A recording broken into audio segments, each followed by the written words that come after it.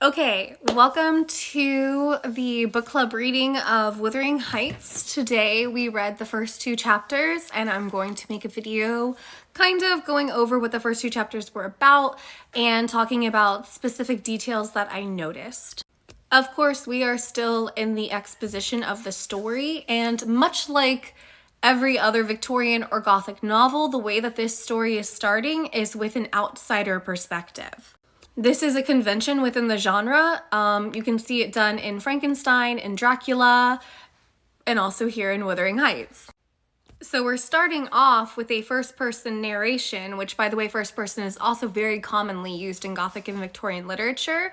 And our narrator right now is Mr. Lockwood, who has gone to Wuthering Heights as a tenant.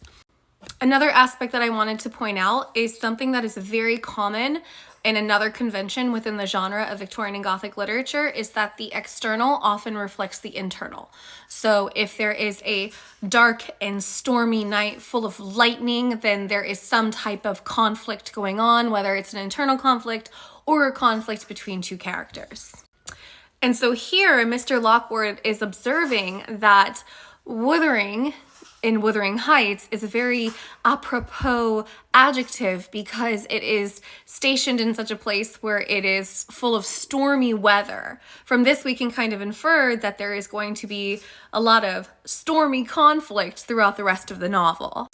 And pretty much all of the first chapter just deals with Mr. Lockwood meeting Heathcliff, and Heathcliff is very standoffish. He being Mr. Lockwood, is often surprised to find someone who seems even more reclusive than he is.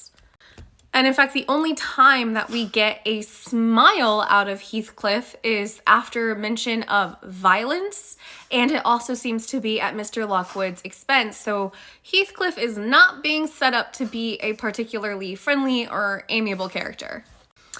Chapter 2 is another of Lockwood's exploration into Wuthering Heights, and in this chapter we get to meet a few more characters.